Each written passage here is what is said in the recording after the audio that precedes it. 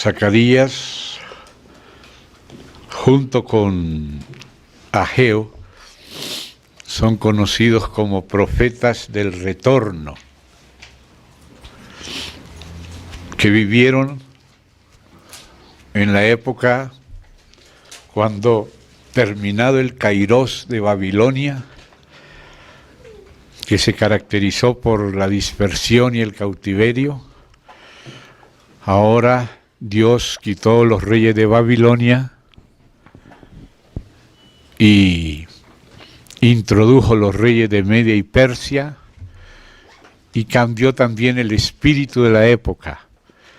Fue un tiempo de retorno del pueblo de Israel, por lo menos del remanente, de nuevo a la ciudad de Dios y a la tierra escogida por el Señor para continuar allí sus planes, sus propósitos. Para que hubiera esa restauración de la casa de Dios en medio de la oposición del enemigo, como también hoy acontece en Israel,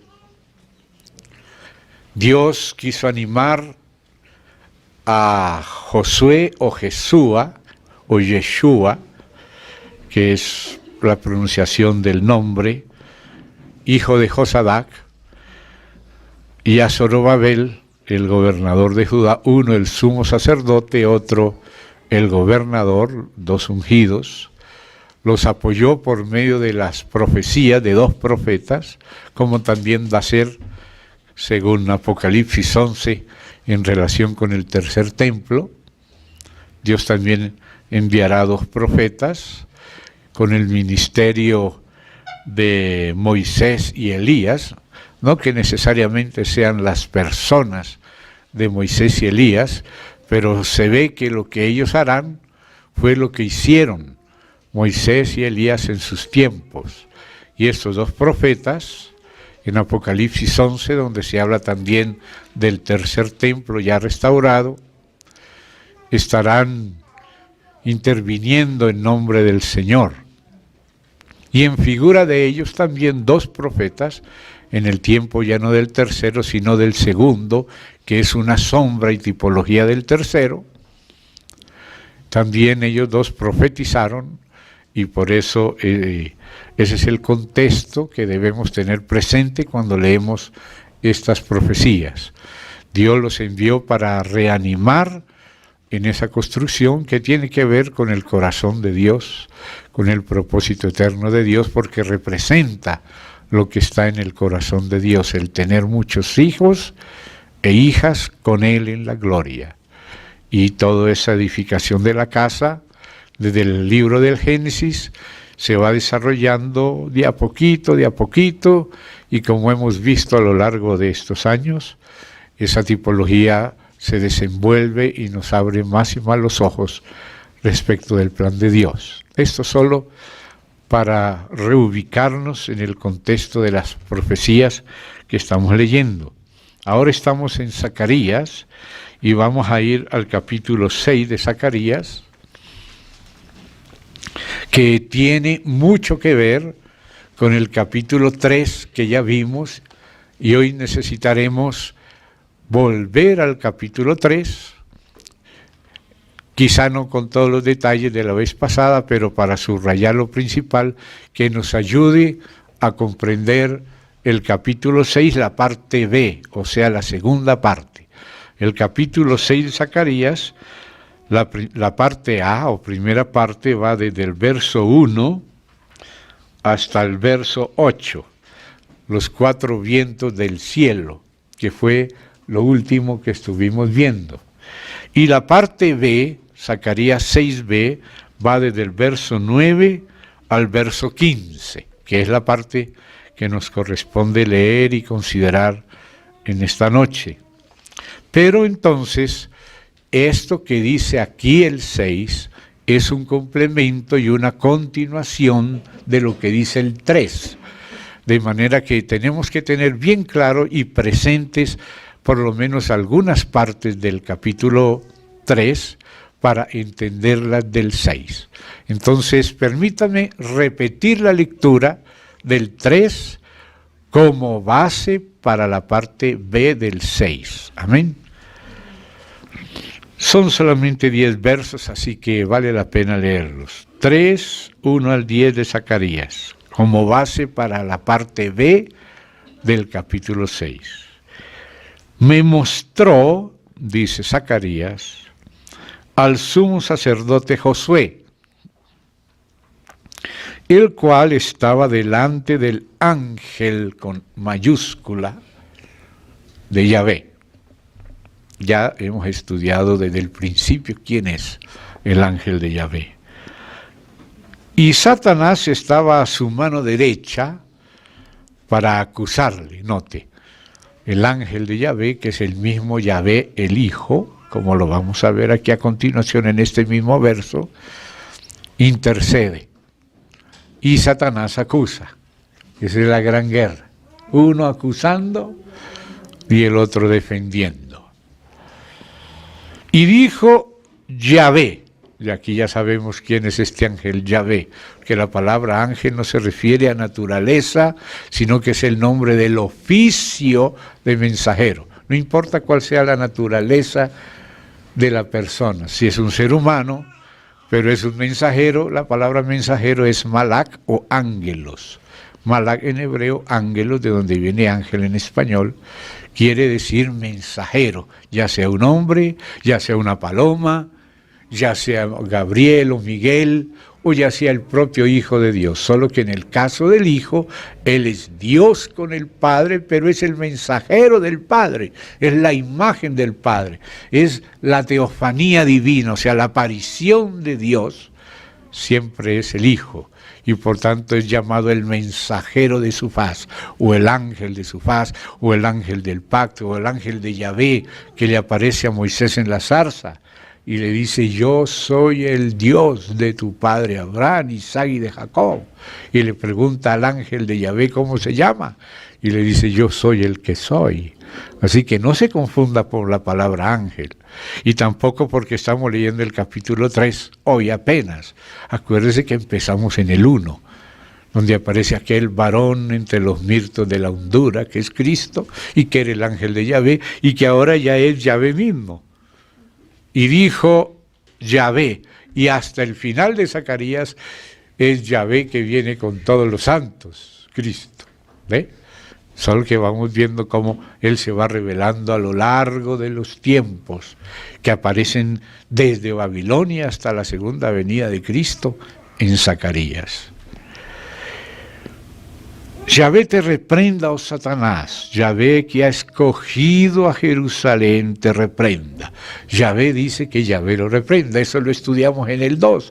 Yahvé Sabaoth que envía el Padre y Yahvé Sabaoth enviado el Hijo. Lo estudiamos en el capítulo 2.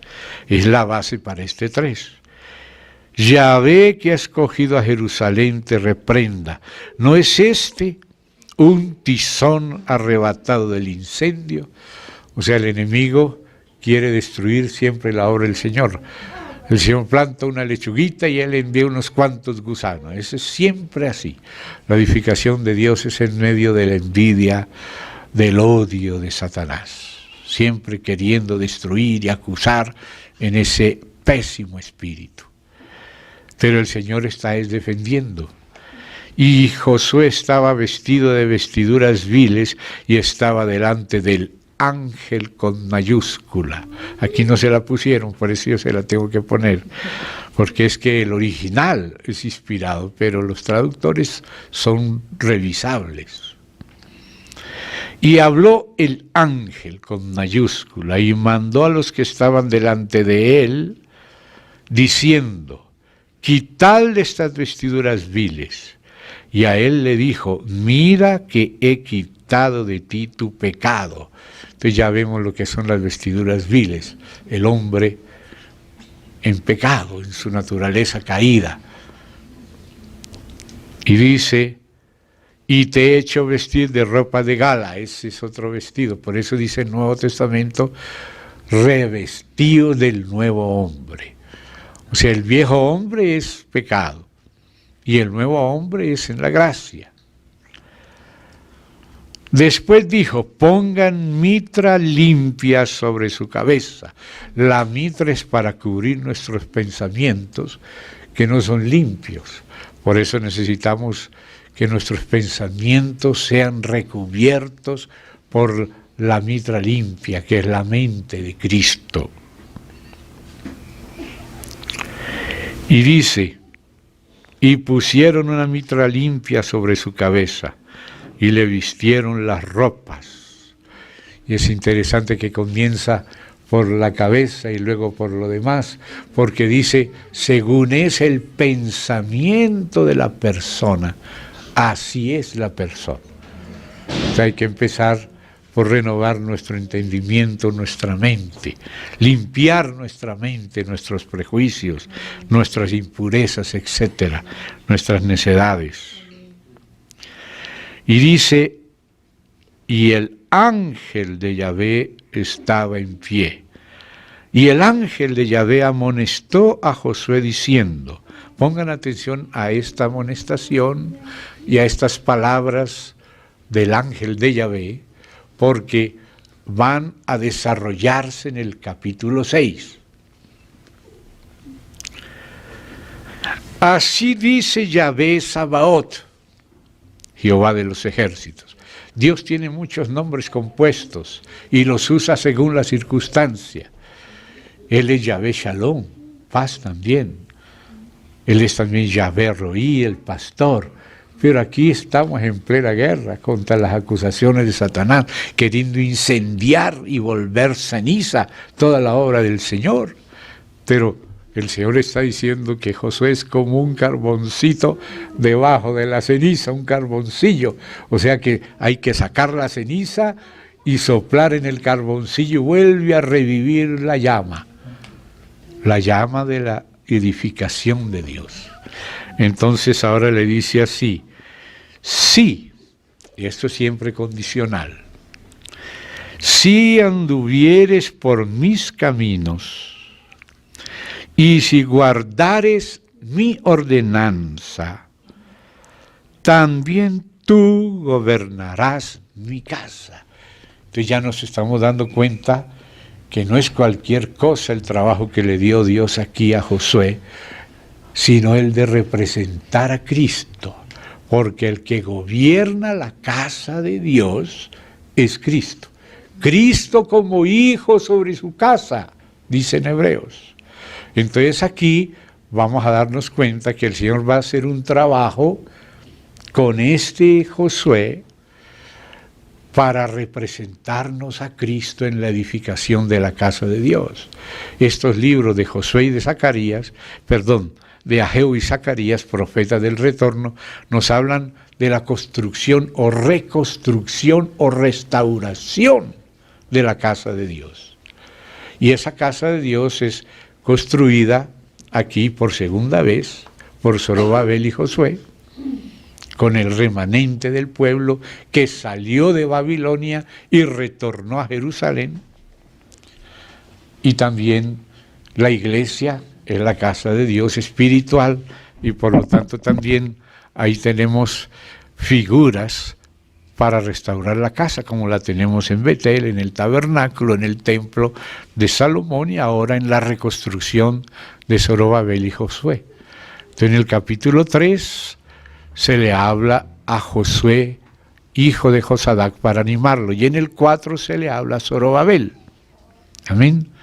Entonces también hay un tercer templo, que es donde reinará Cristo en el milenio, con los 144,000, con los vencedores de la iglesia, o sea que la tipología se va desarrollando y por eso necesitamos captar todos los detalles de todos los períodos del desarrollo. Entonces mire lo que le dice aquí, también guardarás mis atrios y entre estos que aquí están, son los que nos vamos a encontrar justamente en el capítulo 6. Acá simplemente dice que habían con él, cerca de él, unas personas. Y que este Josué, que se le va a llamar el renuevo, y que incluso tiene el mismo nombre de Jesús, porque Josué es una traducción posterior, y en los versos anteriores dice Jesúa o Yeshua, que es el nombre en hebreo del Señor. O sea que tiene hasta el mismo nombre, se le corona en la casa de Dios. O sea, es una tipología de la coronación de Cristo en medio de su casa, y también la coronación de sus cooperadores cercanos con Él. O sea, es figura de lo que va a pasar en el milenio, en el tercer templo.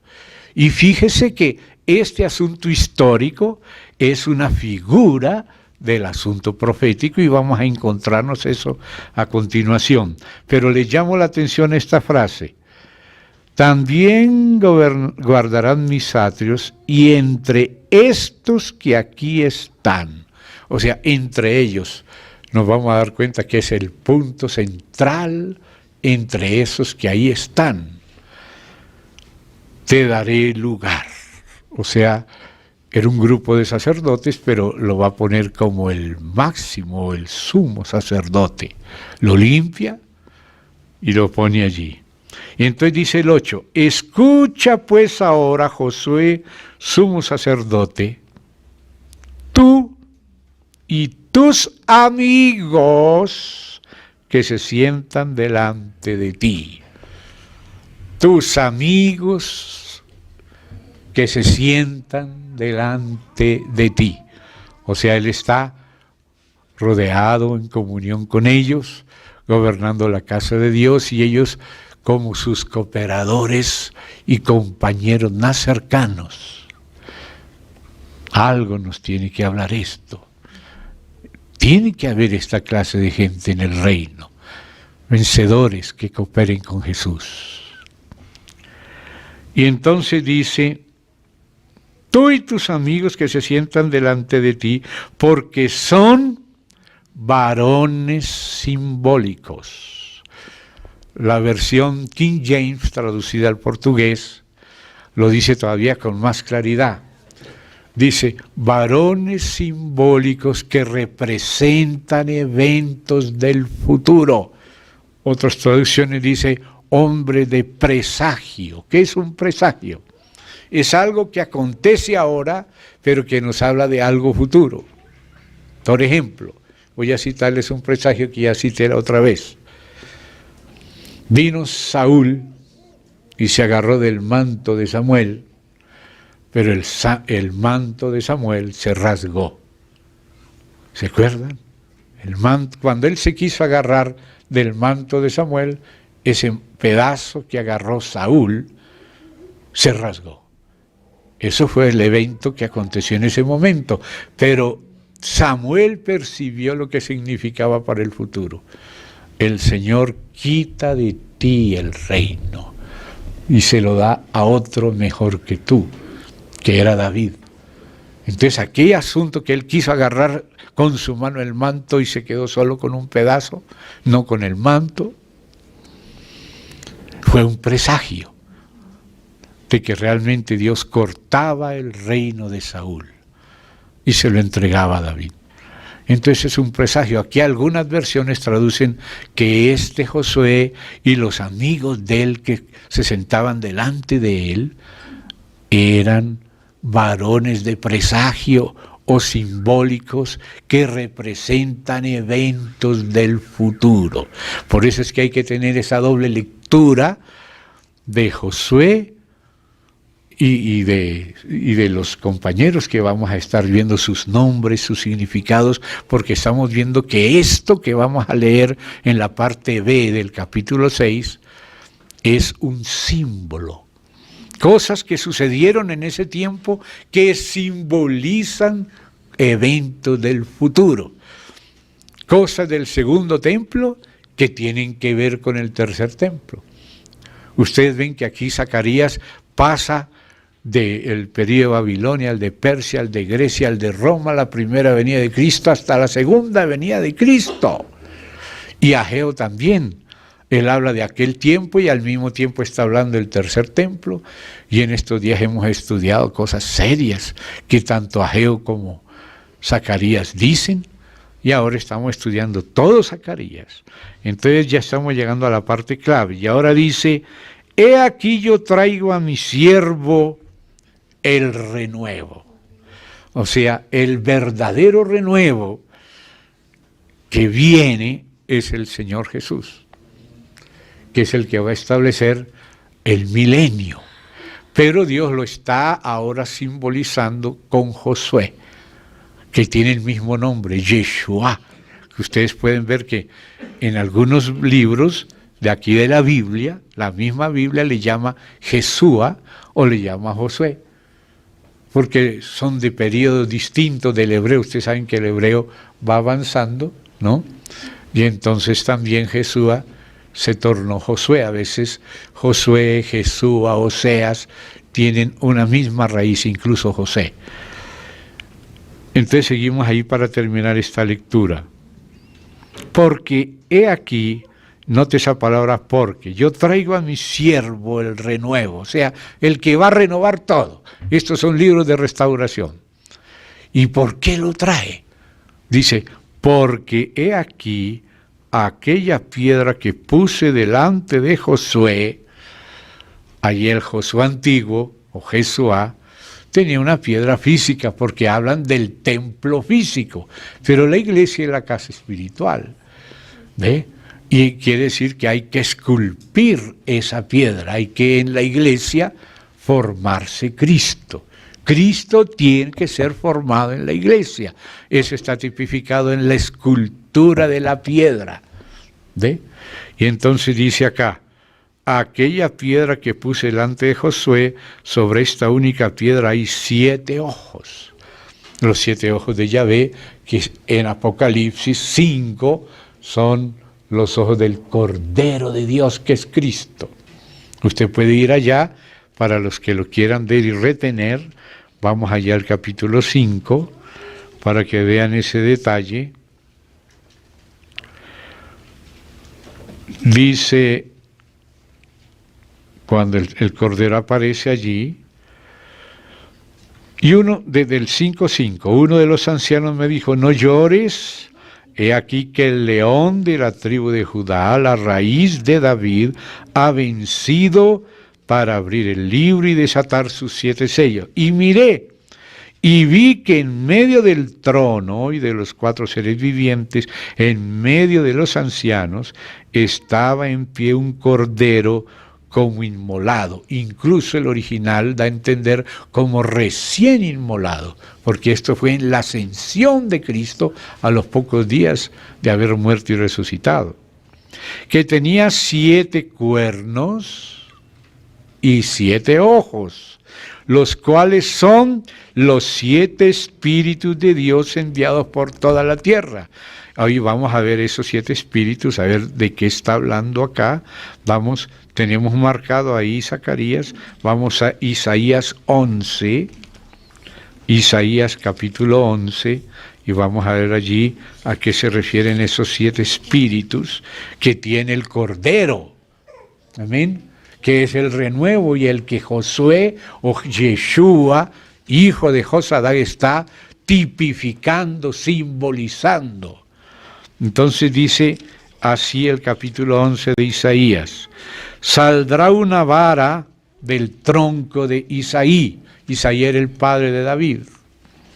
Y un vástago retorñará de sus raíces, o sea, el hijo de David.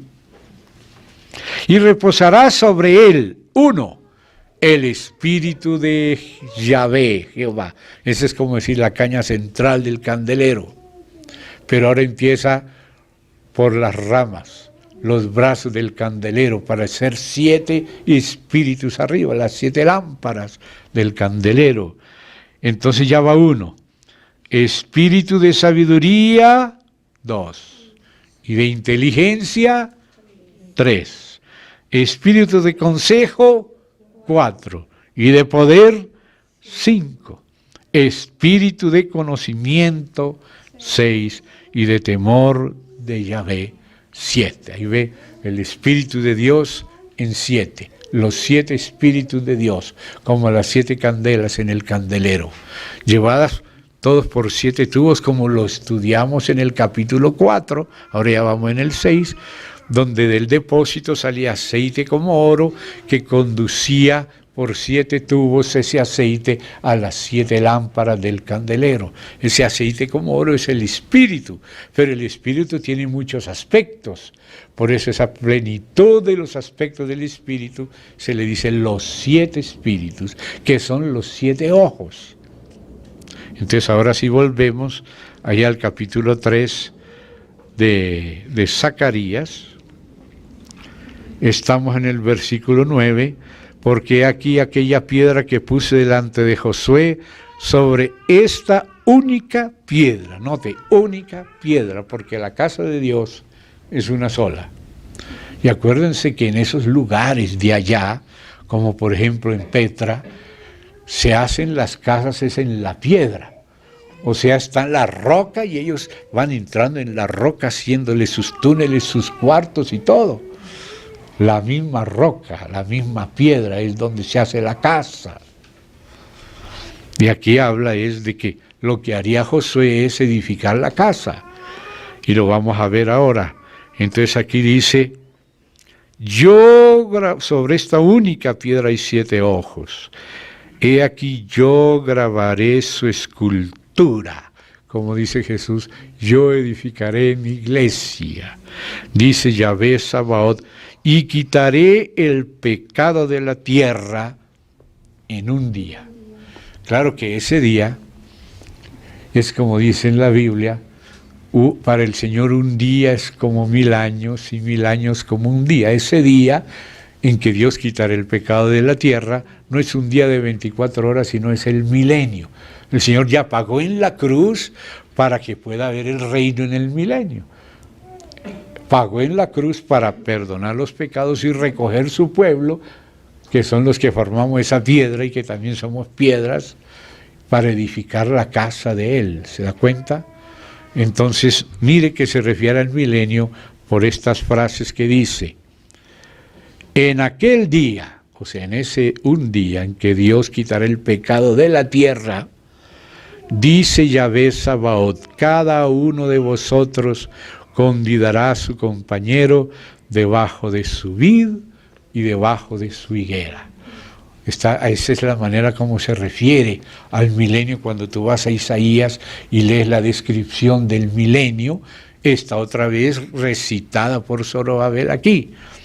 Y también la vid representa a la iglesia, como Jesús dijo, yo soy la vid, vosotros los pámpanos, y la higuera representa a Israel. Y en el milenio estarán la vid y la higuera, la parte espiritual y real y la parte que la simboliza también. Entonces ya con esta base ya podemos leer mejor capítulo 6, segunda parte o parte B, desde el 9 al 15. Primero lo voy a leer de seguido y luego vamos a volver sobre nuestros pies para masticar un poquito cada parte que leímos de golpe. Vino a mí, o sea, a Zacarías, palabra de Yahvé diciendo, toma de los del cautiverio a Eldai, a Tobías y a Jedaías, los cuales volvieron de Babilonia. E irás tú en aquel día y entrarás en casa de Josías, hijo de Sofonías. Tomarás pues plata y oro y harás coronas que las pondrás en la cabeza del sumo sacerdote Josué, hijo de Josadac, y le hablarás diciendo, así ha hablado Yahvé Sabaoth, diciendo, he aquí el varón cuyo nombre es el renuevo, el cual brotará de sus raíces y edificará el templo de Yahvé. ¿Se da cuenta qué perfecta figura es de Cristo? Cristo es el renuevo que edifica la iglesia y se llama Yeshua. Y Josué es también Jesúa o Yeshua. Mire cómo esos varones realmente eran ¿qué? Varones simbólicos que representan eventos del futuro, como lo decía el 3. Por eso para entender el 6 hay que tener la base del 3. Amén. Porque Dios va hablando con pedacitos y pedacitos y añadiendo. Y para poder entender uno tenemos que tener la base. Entonces dice, he aquí el varón cuyo nombre, Yeshua, es el renuevo. Aleluya, qué profecía, ¿no? Qué simbolismo, qué presagio. El cual, y por eso cuando la vez pasada estuvimos estudiando, yo le dije una frase que se quedó en el aire porque recién hoy tenía que ser entendida. El cual brotará de sus raíces y edificará el templo de Yahvé. Yo le dije una cosa, incluso para que los hermanos que no lo han estudiado, lo puedan estudiar en la genealogía de Cristo, que aparece por varias partes en el Nuevo Testamento, la que hace Mateo y la que hace Lucas, y a veces algunos hermanos comparando uno con otra se confunden, y entonces por eso hicimos un estudio que está en un folletito que se llama Linaje Mesiánico. En ese folleto, Linaje Mesiánico, se hace el seguimiento de esas genealogías y se resuelven esas interrogantes que quedan cuando algunos hermanos ignoran algunos detalles. Entonces, por eso, en ese librito se intenta ayudar a los hermanos para que esas preguntas queden esclarecidas. Entonces, los que no lo tengan, lo pueden tener. Aquí hay algunos todavía. Si hay algunos arriba, si no, en casa hay. Entonces, los que no tengan ese folletito Linaje Mesiánico, consíganselo, y aunque les parezca raro y a algunos les parece aburrido porque no es el nombre suyo el que está ahí, sino el de otro, pero imagínense que usted es uno de esos, porque hermanos, ¿sabe qué? Estos nombres que vamos a leer aquí representan a los verdaderos amigos del Señor para el reino final. Aquí está en la tipología, en el símbolo. Así que en estos nombres estamos simbolizados si somos de los fieles. Y el Señor dice que los que Él llamó son llamados, escogidos y fieles. Los que están con Cristo son llamados, escogidos y fieles.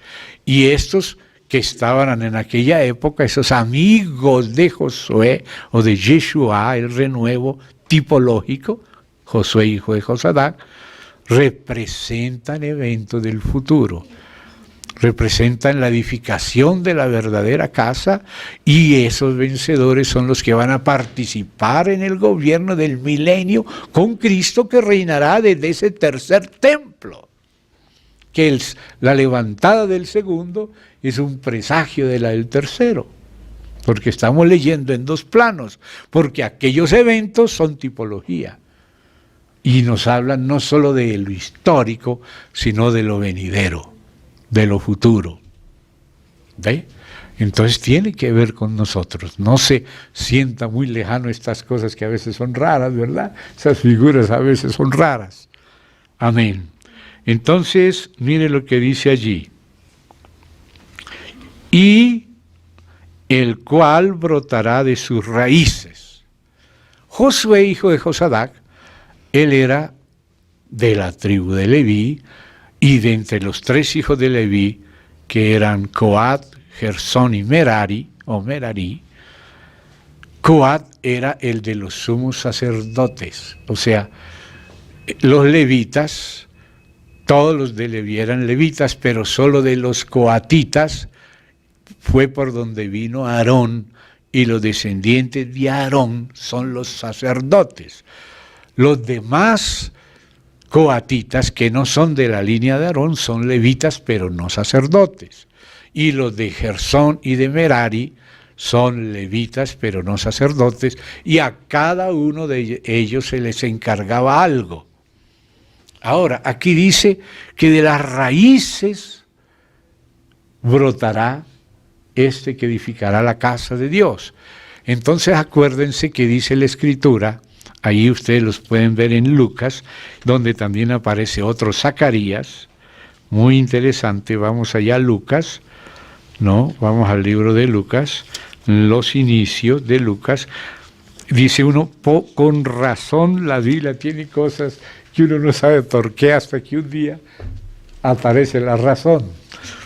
Entonces, voy a leerles acá, en el capítulo 1 de Lucas. Hubo en los días de Herodes, rey de Judea, un sacerdote llamado Zacarías, de la clase de Abías. Usted va a encontrar a Abías ahí entre los 24 sacerdotes. En ese tiempo antiguo había 24 sacerdotes. Entonces, como eran 24 y el año tiene 12 meses, a cada uno le correspondía la liturgia 15 días, según su clase. La clase era, si el sacerdote Abías, que era la octava clase, o sea que le tocaba el cuarto mes, los 15 días segundos, o sea, la segunda quincena del cuarto mes. Por eso ahí se sabe que de ahí salió Zacarías y quedó embarazada Elizabeth, y ahí a los 6 meses de Elizabeth quedó embarazada María. Ahí tú ves cuándo fue que nació Jesús realmente. ¿Ve? Por esos datos, la clase de Abías, que tenía 15 días, o sea, completando el cuarto mes, la segunda quincena, esa era la clase de Abías. Y ahí salió Zacarías y quedó embarazada Elizabeth. Entonces ya sabes, ya van 4 meses, y luego a los 6 meses de Elizabeth concibió María. Y ahí le contabiliza los otros 10 meses, y ahí te das cuenta cuándo nació Jesús. En la constelación de Virgo se anuncia la venida de Cristo. Y por eso era que cerraban el zodiaco con una esfinge, y la esfinge se colocaba entre Virgo y Leo. Virgo era el primero que anunciaba la venida de Cristo, de la Virgen, daba la vuelta, y el último, cuando cerraba el círculo, era Leo, porque la segunda venida de Cristo es como león, la primera de la Virgen, la segunda como león de la tribu de Judá. ¿Se da cuenta? Entonces todo eso son símbolos, y ahí tú ves que ahí fue cuando nació Jesús, porque Virgo es inmediata, porque dice que un día emite palabra, otro día, es decir, la profecía anuncia la venida de una virgen, y entonces ahí nace Cristo, después de ese anuncio. Pero ahora va a volver como león, la segunda venida. ¿Y qué es una esfinge? Mitad virgen, mitad león. ¿Se da cuenta? La parte de atrás es la del león, y la de adelante es la de la esfinge. ¿Y dónde colocaban la esfinge? Entre Virgo y Leo. ¿Se da cuenta? Entonces, son, como dice, que los cielos anuncian la gloria de Dios y la obra de las manos de Dios. No los horóscopos de Babilonia, no, la obra de Dios y la gloria de Dios. Entonces aquí viene el detalle de Abías. Su mujer era de las hijas de Aarón. Entonces la mujer de Zacarías era sacerdote, era de la línea de Aarón. Y Elizabeth también era de las hijas de Aarón. Pero luego hay un versículo aquí mismo, cuando dice de que María era pariente de Elizabeth. Eso quiere decir de que por el lado de María había de Judá y de Aarón. ¿Se da cuenta? De los dos lados, porque a veces se puede casar alguien de la tribu de Aser con alguien de la tribu de Neftalí, ¿ve? Y ese es el caso aquí, de que María era de la tribu de Judá, pero también tenía parentela con Elizabeth, que era su tía, y que era de las hijas de Aarón. Entonces, eso nos ayuda a entender esto que estamos leyendo aquí en Zacarías 6. Mire lo que dice Zacarías 6. Estamos en el verso 12. Dice, el renuevo, el cual brotará de sus raíces. Está hablando, pero este Josué, hijo de Josadac, era de Aarón. ¿Se da cuenta? Y a la vez Jesús nacería también de Judá. ¿Se da cuenta? Entonces, por eso esa frase necesita eso que nos dice Lucas, para entenderlo.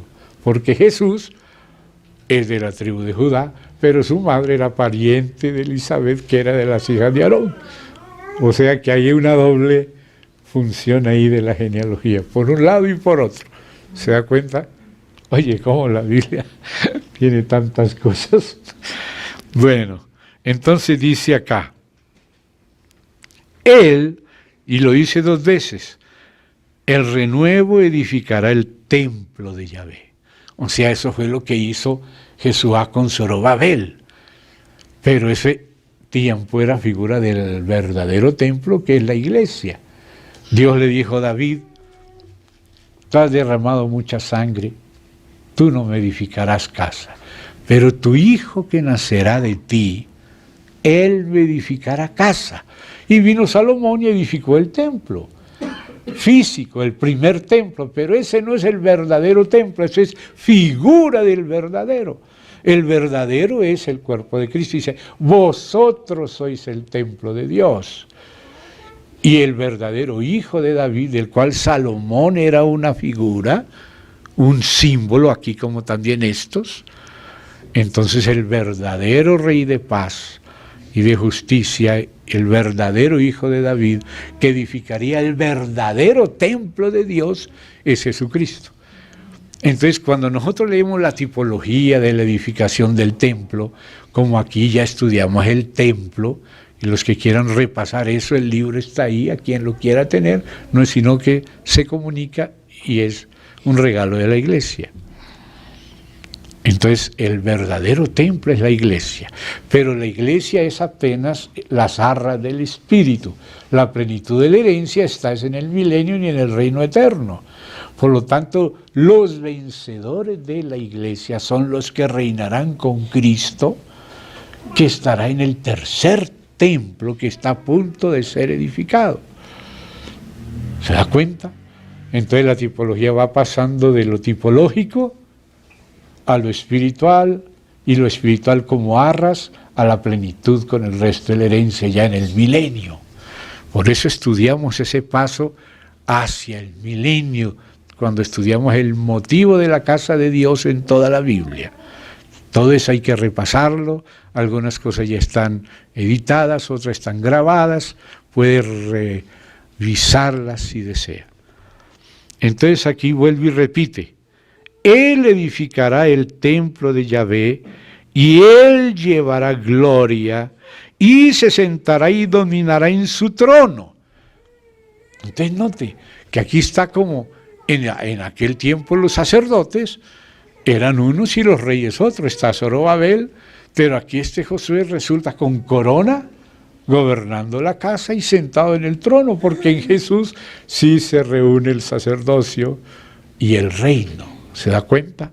O sea, todo esto es un símbolo de eventos futuros. Entonces luego dice a continuación, y habrá sacerdote, no quiere decir que sea uno solo, pero siempre habrá alguien acompañándolo. Entre los sacerdotes habrá los que estarán en el consejo con el sumo sacerdote coronado. Por eso le llaman a esta porción coronación simbólica de Josué. Entonces dice, habrá sacerdote a su lado y consejo de paz habrá entre ambos.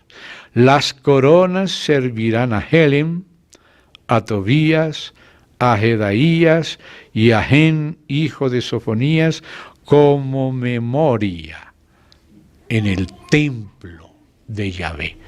Oye, hermano, cada frase que dice acá es riquísima y nos muestra el corazón del Señor. Entonces ahora empecemos a analizar a estos amigos, porque es la corona de Josué, pero junto con Josué también son coronados los amigos de él, que tienen consejo con él, que están cerca de él y que también son sacerdotes. Algunos aparecen en las listas sacerdotales. Por ejemplo, usted puede ver esas listas en Nehemías y en Esdras. Vamos al capítulo 7 de Nehemías, donde usted va a encontrar especialmente dos nombres claves. El capítulo 7 dice: los que volvieron con Zorobabel, y menciona varios, pero cuando llegas a los sacerdotes, llegas al verso 39, hasta aquí no eran sacerdotes, hasta aquí eran personas de las principales que habían salido de Babilonia para volver a Jerusalén y habían llegado a Jerusalén para reedificar la casa y reedificar la ciudad.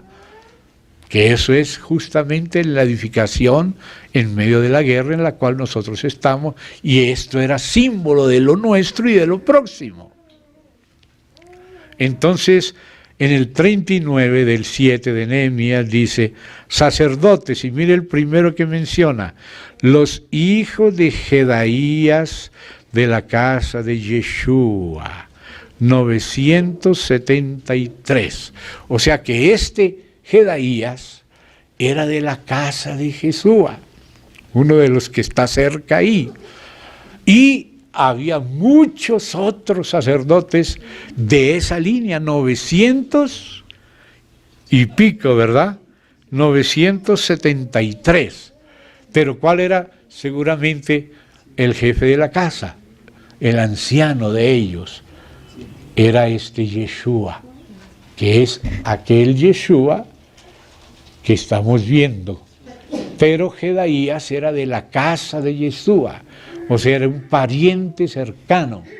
O sea, de todas maneras, todos los sacerdotes eran parientes, pero entre tantas clases, la de Abías era una, por ejemplo, eran 24 clases. O sea, era toda la tribu, no de Leví, sino de Aarón, que era una parte de la de Leví. Entonces, aquí aparece este principal ahí. Vamos entonces a analizar aquí, puesto que estos varones, lo dice en el 3, son simbólicos, y ya vemos que el propio Yeshua, con el mismo nombre de Jesús, que Jesús es Yeshua, está rodeado delante de él está entre ellos. Como decir, él es el centro de ellos, el que preside, el sumo sacerdote, pero él tiene otros con él. Se sentará conmigo también en mi casa y también gobernará. Y Jesús dijo: el que venciere se sentará conmigo en mi trono, así como yo he vencido y me he sentado con mi Padre en su trono.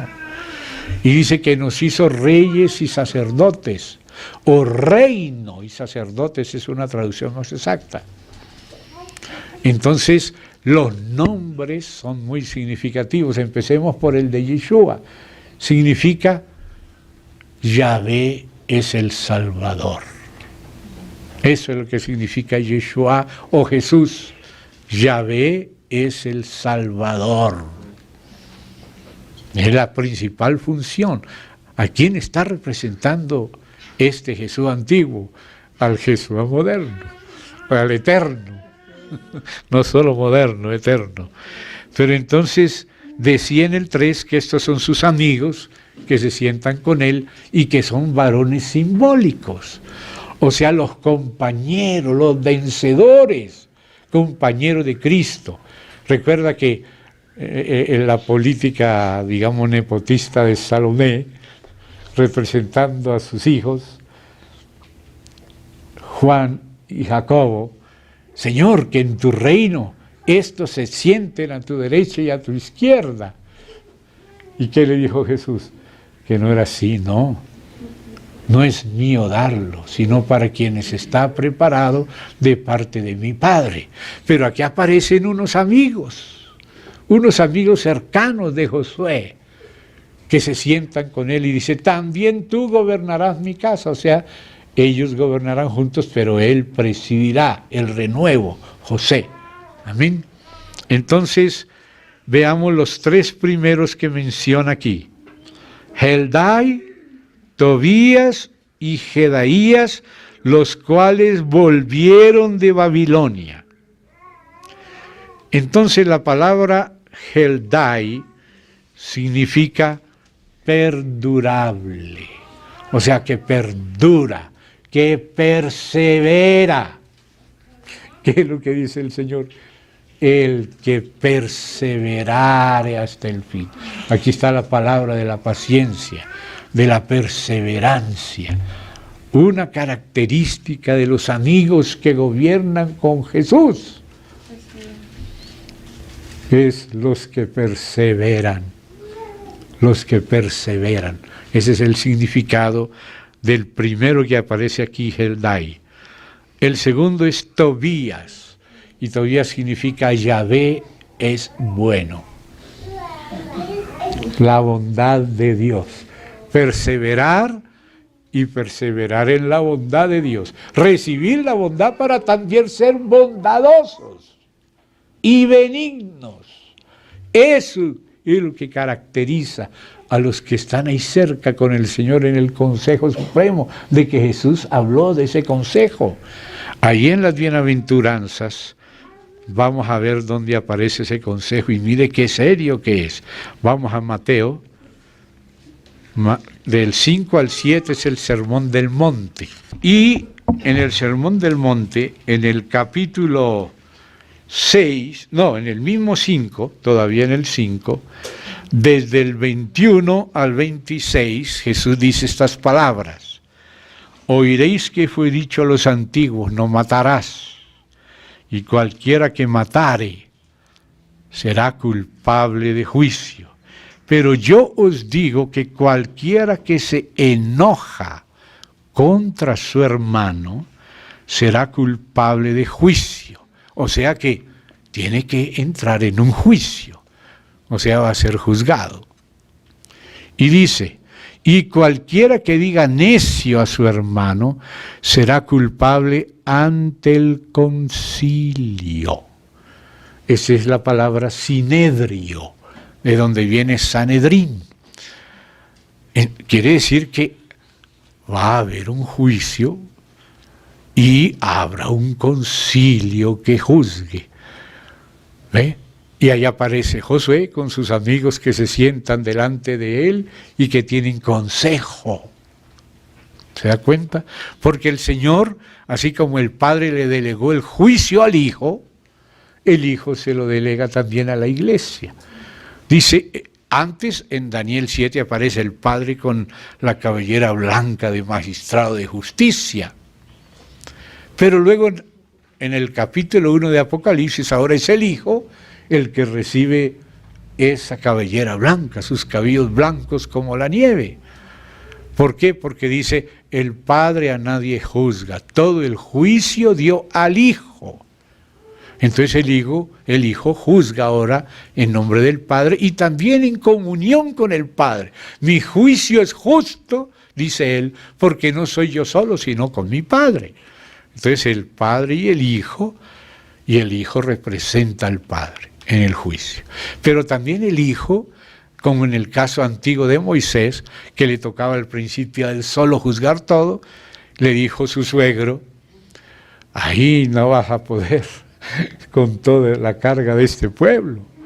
Entonces tienes que ir nombrando a algunos que juzguen a 100 o a 10, otros a 100, otros a 1000. Entonces los juicios más fáciles quedan con los que juzgan 10, pero lo que ellos no pueden juzgar, hay uno que está sobre 100. Si el de 100 no puede juzgar la casa, es más difícil, le toca al que está de 1000. Y solo las más complejas le tocan a Moisés. Y así también Jesús es el que juzga en nombre del Padre, y con el Padre, pero el Padre a través del Hijo. Pero ahora el Hijo dice por el Espíritu, y enseña a Pablo, ¿no sabéis que los santos han de juzgar al mundo? Y aún las cosas de los ángeles, y aún a los ángeles caídos. Quiere decir que nosotros estamos en una facultad de derecho aprendiendo a juzgar. Es lo que dice en el milenio. Se sentarán a juzgar en los tronos los que recibieron facultad de juzgar. Entonces, si nosotros vamos a juzgar en el milenio, algunos quizá cosas más profundas, otros más simples, depende la madurez que la persona haya adquirido durante la vida de la iglesia, su vida en la tierra. Entonces, los 12 apóstoles van a juzgar a las 12 tribus. Cada apóstol va a juzgar una de las tribus de Israel. Pero nosotros vamos a juzgar a las personas seguramente que nos oyeron, que oyeron nuestro testimonio, nuestro barrio, nuestra ciudad, donde haya llegado el testimonio, nos va a tocar juzgar. Primero fue Nerón que juzgó a Pablo y lo mandó decapitar, ahora va a ser al revés. Pablo, ya con cabecita nueva, va a juzgar a Nerón bien aterrorizado. Y el que se va para el abismo es Nerón. O por lo menos para el Seol y después para la Gehenna. Entonces, aquí dice eso. Será culpable ante el Sinedrio, o el concilio, o el Sanedrín, que está formado por esos sacerdotes, porque el Señor nos hizo reyes y sacerdotes, y allá en el milenio no será la doctrina de Montesquieu, republicana, que divide los poderes en legislativo, ejecutivo y judicial, no, allá el legislador es el Señor, el rey es el Señor, el juez es el Señor, y los sacerdotes son un reino de sacerdotes, reyes y sacerdotes. Entonces, ¿qué estamos haciendo aquí en la tierra? ¿Por qué recibimos al Señor y no nos morimos de una vez? Porque tenemos mucho trabajo en el futuro y hay que aprender aquí. Aquí hay que ser rectos, aquí no se puede juzgar por nepotismo, no se puede juzgar. Si hacemos eso nos estamos descalificando. Tenemos que aprender a ser rectos, equilibrados, sinceros. O si no, no pasamos el examen. Porque no es un examen solamente de teoría judicial. Es un examen de rectitud, de equilibrio, de justicia. Por eso es que Pablo dice, para juzgar las cosas de la iglesia no las tenemos que llevar a los impíos del mundo. ¿Acaso no hay ni siquiera uno, hermano, entre estima que pueda juzgar entre ustedes? O sea que es en la iglesia que se tienen que tratar las cosas. Y la estima no es por decreto, eso hay que ganárselo. La estima hay que ganársela a través de la corrección de la fidelidad, como en el caso de los diáconos. No son diáconos de un día para otro, son subdiáconos, están en prueba. Y si pasan la prueba, ahí sí se le puede confiar el manejo de las propiedades y usos de la iglesia, si pasa la prueba. Y lo mismo, esta vida es la facultad. Nos estamos facultando para el milenio. Y aquí somos probados de muchas maneras, y a veces juzgamos muy apresuradamente, y a veces no decimos lo que la palabra dice, sino que en vez de proclamar la palabra, nos proclamamos a nosotros mismos nuestra propia opinión, nuestros propios traumas y cosas. Y en vez de representar al Señor, nos representamos a nosotros mismos. Entonces aquí es donde hay que aprender a morir a nosotros mismos para representar al Señor. Amén. O si no, no hay impunidad en el reino de Dios. Aquí hay mucha impunidad. Aquí son masones los de arriba y hacen una señal masónica y ya el masón se gana el juicio solo porque es masón con el magistrado. Pero eso no será así en el reino de Dios. Esos que es cohecho lo que ellos cometen. Y eso en el juicio de Dios será juzgado. Y Dios tiene que tener gente de esta tierra que va a juzgar la humanidad y a los ángeles. Entonces entendámosle bien a Dios. Y entendamos lo que es estos amigos. Sigamos viendo entonces a estos amigos. Volvemos a Zacarías para ver el significado de los nombres. ¿Por qué? Porque esto es profético, esto es simbólico. Entonces esos nombres representan esos requisitos, esas calidades sacerdotales para estar cerca de Él, porque Él dice que estar cerca de Él es estar cerca del fuego. Entonces, las dos primeras son perdurable, o sea que perdura, que persevera, que tiene paciencia, longánimo. Y Tobías, la bondad de Dios, la benignidad. Y luego viene la palabra Jedaías, que es una palabra que significa Yahvé conoce y alaba. Eso es lo que quiere decir Jedaías, que es de la casa de Jesúa. Que Dios conoce, como le dijo a Moisés, yo te conozco. Pero ¿qué era lo que decía Pablo? Y Pablo pues leía el Antiguo Testamento. Y en las palabras de Pablo se ve, usted ve, a veces me olvido que estoy en Colombia, en las palabras de Pablo usted ve el sonido de las palabras antiguas. Y aquí dice, no es el que se alaba a sí mismo, sino a quien Dios alaba. Porque nosotros juzgamos por las apariencias, nosotros no conocemos la realidad, lo íntimo, nosotros somos apresurados. Pero el Señor no, el Señor conoce y Él es el que alaba, como también es el que reprende. Usted ve que eso era una de las tareas sacerdotales. El sumo sacerdote estaba entre los candeleros y tenía una tijerita para ir quitando lo seco del pábilo, que hacía que hubiese humo y enrarecía el ambiente. Entonces el sacerdote tenía la responsabilidad con la despabiladera, o sea, con la tijerita, para sacarle la parte seca, que no está ungida, que la parte humedecida por el aceite es la que produce la luz, pero la seca produce humo. Entonces la parte que no está ungida es la que enrarece el ambiente. Hay algo raro que no es puro. Y el trabajo del sumo sacerdote o de los sacerdotes era despabilar, no quitar el pábilo, sino solamente el pedacito seco y lo ponía en un platillito así como este. No lo soplaba para que todo el mundo sepa el problema, no. Los problemas se tratan en privado. Si tu hermano peca contra ti, hablen los dos en privado, no tiene por qué decírselo a otro de afuera. Eso hay que arreglarlo en privado.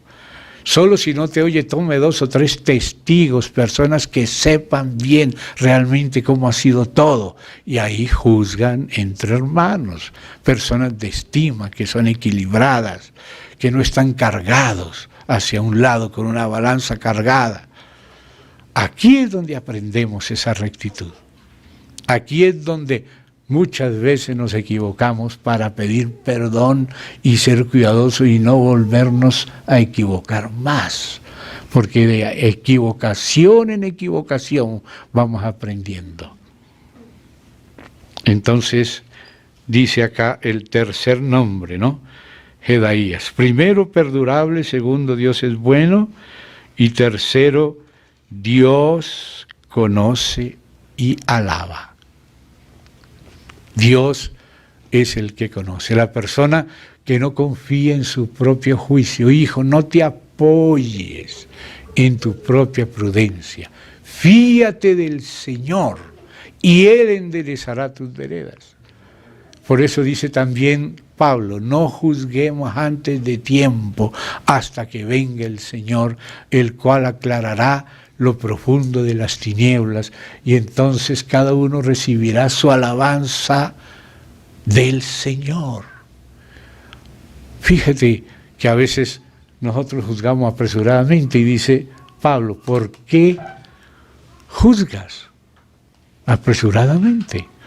¿Por qué tratas de sacar la paja del ojo de tu hermano y no has sacado la viga del ojo tuyo? Ocúpate primero de sacar la viga de tu propio ojo para poder ver bien y ayudar a sacar la paja de tu hermano. ¿Quién eres tú que juzgas a criado ajeno? Para su propio Señor esté en pie o cae, pero aún si cae, poderoso es el Señor para hacerle estar en pie. Fíjese que las personas lo dice Pablo y es delicado, guárdenos el Señor de cualquier pretensión con esto, pero dice Pablo con palabras muy claras, porque dice que a los que Él llamó, predestinó y llamó es porque primero los conoció, y dice Pablo, me tuvo por fiel poniéndome en el ministerio. O sea que el Señor llama a las personas que Él conoce.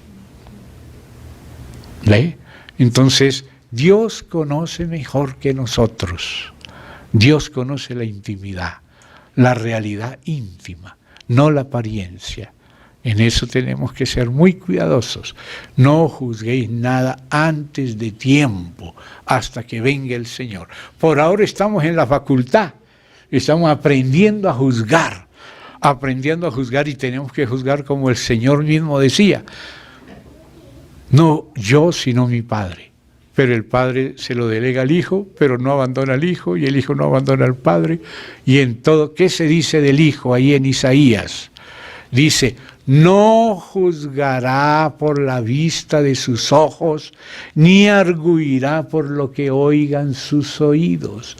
A veces nosotros oímos ya algo que alguien dice y ya decidimos, y todos sin haber oído la otra campana, sin tener una visión completa y real de las cosas. Pero del propio Hijo se dice, del Hijo, que Él no juzgaría por la vista de sus ojos. O sea, Él no confía en lo que ve, porque uno no ve todo. Menos en lo que uno oye. No arguirá por lo que oigan sus oídos. No, va a preguntarle a Dios y va a esperar en Dios. Y ahí Dios es que va en su momento a esclarecer las cosas. Y la Biblia dice que algunos que son injustos son tratados como justos, y los justos son tratados como Pablo. De Pablo decían que era una peste, y de Herodes decían que era un dios. Ay, ay, ay. Había un cristiano primitivo, de la iglesia primitiva, que decía lo siguiente. El nombre lo leí, pero me olvidé. Se los quedo debiendo. Pero es un hermano de la iglesia primitiva. Él decía, en el futuro, los hombres llamarán a sus perros Nerón y a sus hijos Pablo. Pero en el tiempo atrás le llamaban a Pablo peste y a Nerón su excelencia. Ay, ay, ay. Pero cuando venga la luz de Dios, le llamarán a los perros Nerón y a los hijos Pablo. ¿No es Pablo aquí nuestro hermano?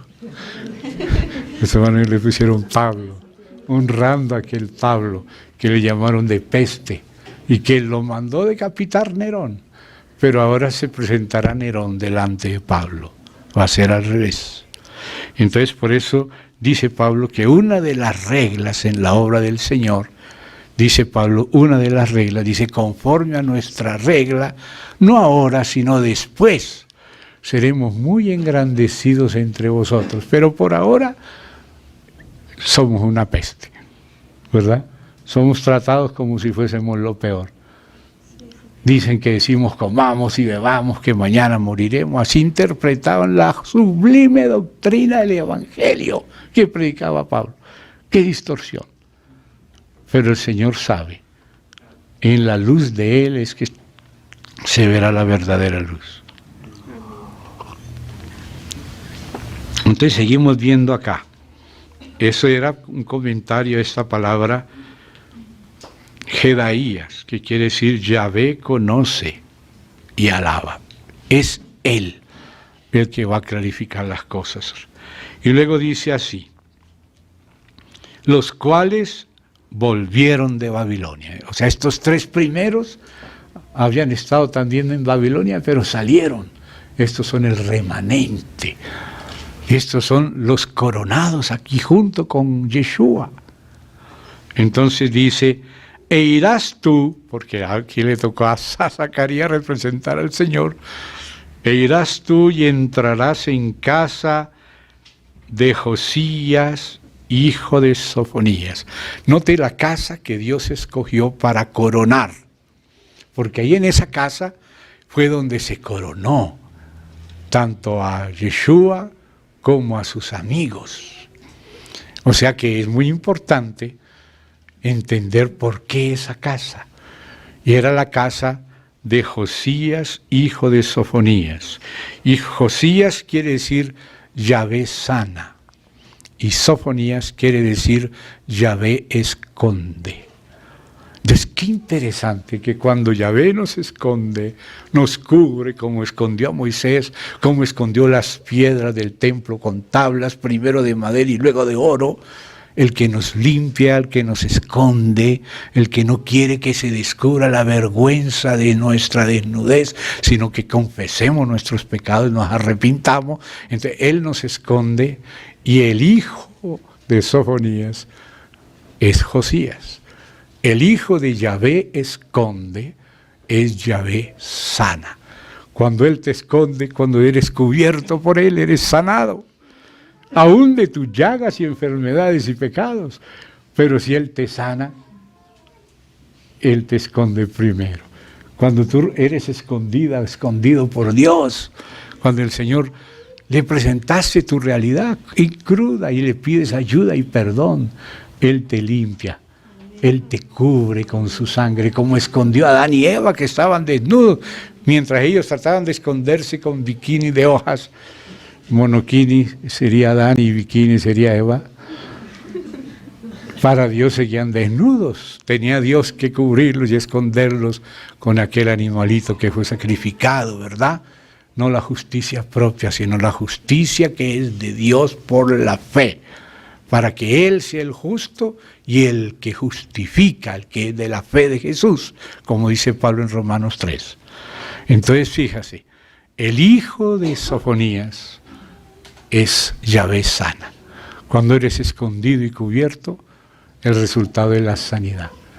Y es en esa casa donde las cosas son cubiertas y sanadas por Yahvé, ahí es donde se puede coronar tanto a Yeshua como a sus amigos.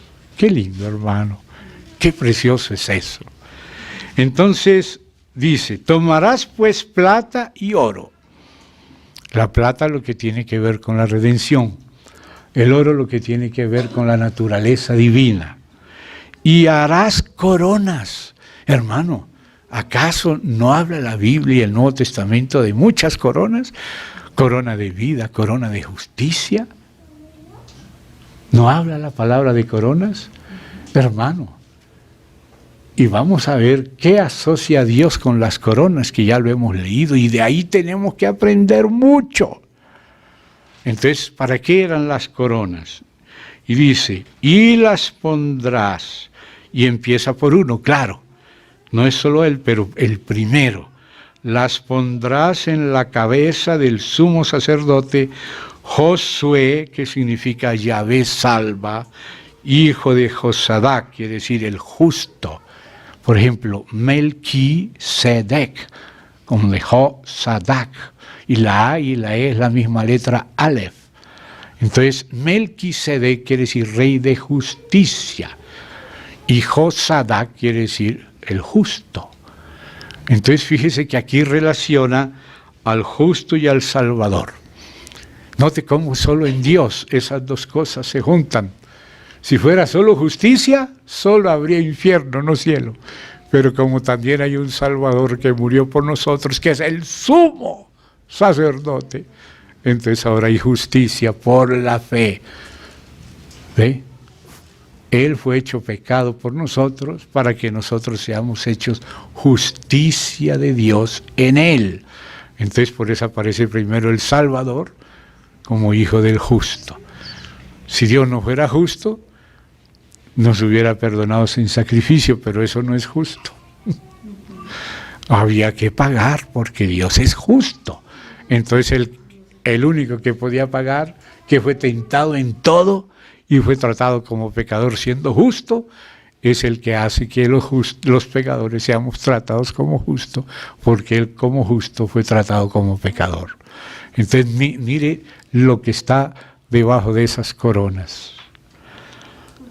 Y le hablarás diciendo, primero le habla a Josué, es la cabeza y el sumo sacerdote. Así ha hablado Yahvé Sabaoth diciendo, he aquí el varón cuyo nombre o sea, Yeshua, el Salvador, es el renuevo. Entonces aquí aparece Josué como si él fuera el renuevo, pero simbolizando, porque son varones simbólicos, simbolizando el verdadero renuevo, que es el verdadero Yeshua, que es el Hijo de Dios, el verdadero Salvador, ¿verdad? Y luego dice, el cual brotará de sus raíces. Entonces, por eso es lo que mencionamos ahora, en la parte de Aarón y en la parte de Judá, en María. Y este renuevo, Yeshua, edificará el templo de Yahvé. Es el que, lo mismo, el hijo de David, figura de Cristo, edificando la casa de Dios, y aquí también Yeshua, el renuevo, que era tipificado por aquel símbolo del Yeshua renuevo simbólico. Este es el simbolizado, el real, Jesús, el Hijo de Dios. Él edificará el templo de Yahvé, que es realmente la iglesia, y que la iglesia es apenas la casa espiritual, pero los vencedores estarán incluso en la herencia completa, no solo en las arras. Por eso esto abarca el tercer templo, donde reina el verdadero Yeshua y el verdadero renuevo, que es Jesucristo. Y entonces dice aquí, repite, Él edificará el templo de Yahvé y Él llevará gloria y se sentará y dominará en su trono. Y habrá sacerdote a su lado y consejo de paz habrá entre ambos. Esos son cada uno de sus amigos. ¿Se da cuenta? Que conversan juntos, tienen consejo, tienen concilio. Una vez me llamó la atención que un hermano o una hermana, me parece que era una hermana Nita, no Anita, sino Nita, cuyas visiones aparecen en internet, estuve leyendo que él vio una visión donde Jesús conversaba con los 24 ancianos y les pasaba documentos a ellos sobre Irak, lo que está pasando en Irak, lo que está pasando en el mundo entero. Y se lo pasaba a estos ancianos analizaban y conversaban y decían, uno pensaría que el Señor sería un déspota y Él tiene la última palabra, pero fíjese que Él quiere que los otros participen con Él. Incluso tenemos un ejemplo de una de esas reuniones democráticas de Dios en la visión de Micaía, hijo de Imla, que está allá en los libros de los reyes. Elías había profetizado sobre la muerte de Acab y la muerte de Jezabel. ¿Cómo sería esa muerte? Y luego Dios le abre los ojos al profeta Micaías, hijo de Imla, para que vea la reunión que había en el cielo, de esas que se mencionan varias en la Biblia. En Job dice que un día se presentaron delante de Yahvé los hijos de Dios, entre los cuales también estaba Satanás. Porque la palabra hijos de Dios, Ben y Elohim, se refiere en el Antiguo Testamento a los ángeles. Algunos se rebelaron, tomaron mujeres, llegaron a ser aquellos ángeles caídos que engendraron híbridos. Y de eso también habla la Biblia muchas cosas, pero apenas lo menciono. Pero en una de estas reuniones, la que vio por voluntad de Dios, Micaías, hijo de Imla, Dios le preguntaba a los del consejo, donde también había malignos, espíritus malignos. Mi siervo Elías profetizó esto. ¿Cómo se cumplirá esta palabra que dijo mi siervo Elías? Le pregunta él a ellos. Les permite opinar. Y uno levanta la mano y dice así y asá, y así y asá, y varios opinaban, hasta que un demonio de mentira, porque ni al diablo puede hacer de las suyas si Dios no le da permiso. Por eso Jesús le dijo, Simón, Simón, Satanás te ha pedido para zarandearte. Nadie puede zarandear a nadie si Dios no le da permiso. Y Dios a veces no da permiso y nos pide que oremos que no dé permiso. Padre, no nos metas en tentación, líbranos del maligno, tenemos que orar. Pero a veces tenemos que ser probados para que salga lo que está en nuestro corazón. Entonces le dice, Simón, te ha pedido Satanás para zarandearte. Y Pedro decía, Señor, yo nunca te abandonaré, no cantará el gallo. 2 veces ya me habrán negado 3 veces. O sea, el Señor muestra nuestra debilidad para que acudamos a Él, a confiar en su gracia y no decir que yo soy mejor que ellos, aunque ellos te dejen, yo no te dejaré. A veces pensamos que somos mejor y le toca a Dios permitirle al diablo probarnos un poquito, y como le dijo respecto a Job, hasta aquí llegarás, pero de ahí no pasarás. No puedes tocarlo a Él. Ahora puedes tocar su cuerpo la segunda vez, pero no su vida. Y cuando Dios pone un límite, hermano, no hay quien lo pase, no hay diablo que lo pase. Solo los demonios tienen permiso. Y esta vez aquel demonio que vio Micaías, hijo de Inla, dijo: yo voy a ser espíritu de mentira, porque eso era lo que él era, un espíritu de mentira en la boca de todos los profetas de ellos, y le van a creer a esos falsos profetas y van a subir a la guerra, y cuando suban ahí se va a cumplir la palabra que dijo Elías. Y Dios le dijo: tú lo conseguirás. Ve pues y hazlo así como lo has dicho. Lo permitió. ¿Se da cuenta? Entonces, de todo esto hay que aprender, ¿verdad, hermanos? Y ahora llegamos y pasamos un poquito más. Estamos en el 13 de Zacarías 6. Edificará el templo de Yahvé, y él llevará gloria, y se sentará y dominará en su trono, y habrá sacerdote a su lado, y consejo de paz habrá entre ambos.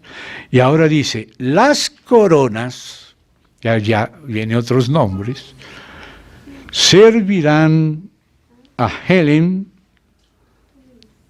a Tobías, a Jedaías y a Gen, hijo de Sofonías, como memoria en el templo de Yahvé. Entonces aquí parece que algunos nombres son repetidos y otros mudados. No sabemos si esa mudanza sea otra persona o sea otro nombre o un segundo nombre de la misma persona, que a veces es así. Pero entonces lo importante es el significado del nombre de los que llevan estas coronas. Y aquí aparece la corona de Helen. Y Helen significa un sueño. O sea, un sueño como en el sentido de tener un propósito, una esperanza, algo a lo cual él quiere llegar. O sea, la persona que no tiene un sueño, no en el sentido de eso de Paul Yonggi-Cho, de la cuarta dimensión, no, sino de tener realmente en el corazón un corazón para con el propósito de Dios y esperarlo con buena voluntad y con esperanza. ¿Ve? Eso es lo que significa Helen. El segundo es otra vez Tobías, y el tercero Jedaías. Tobías, que Dios es bueno, la bondad de Dios, y Jedaías, que Dios es, como habíamos visto aquí, el que conoce y alaba. Pero ahora dice el otro nombre es Iagén, hijo de Sofonías. Antes había aparecido Josías como hijo de Sofonías, pero ahora le llama Gen. No sabemos si es el mismo con otro nombre o si es otro, y por alguna razón uno reemplazó al otro, porque también el Señor dice que ninguno tome tu corona, ¿verdad? Entonces aquí lo que dice Gen significa gracia. Ya sabemos que Sofonías, ¿verdad?, es lo que habíamos dicho ahí: Dios esconde, Yahvé esconde. Entonces Gen quiere decir gracia, Josías quiere decir Salvador, ¿no? Y están relacionadas, la salvación es por gracia, ¿no? Entonces puede ser el otro nombre del mismo, o quizá el nombre de alguien que lo reemplazó. No estamos seguros, pueden ser algunos de los casos. Pero la frase que más me ha tocado de todo este pasaje es la que dice aquí: que estas coronas, las coronas servirán como memoria en el templo de Yahvé. Y aquí nos muestra cómo Dios no es un ingrato. Dios no es injusto para olvidar la obra de amor, dice Pablo, que se ha hecho por Él. Dios quiere que lo que ellos son, lo que eso significa, se tenga memoria de eso. Y la corona ayuda a recordar, como dice el Señor, las obras de cada uno. Cada uno va a recibir su corona, pero esa corona no van a ser todas iguales, sino que cada una, al ver la corona de cada cual, Dios va a estar haciendo que se recuerde lo que esa persona hizo para el Señor, aunque lo hizo con la ayuda del Señor y hizo muchas cosas malas, pero el Señor perdonó las malas, se olvidó, las echó al mar del olvido, y las buenas se las acordó y las premió en el tribunal de Cristo. Eso me toca mucho, que Dios sea distinto a nosotros, ¿verdad? Nosotros olvidamos muy rápido, nosotros somos muy ingratos, muy desagradecidos, muy injustos. A muchas personas las hemos entristecido con nuestra ingratitud, pero Dios no es así. Dios no es así. Dice que Él va a coronar a esos amigos, igual que la corona con la que Él es coronado. ¿Ve? El que venciere se sentará conmigo, así como yo vencí, me senté con mi Padre, y lo va a coronar, y recibirá una corona. Y dice que esa corona es en memoria de esa persona en el templo de Dios.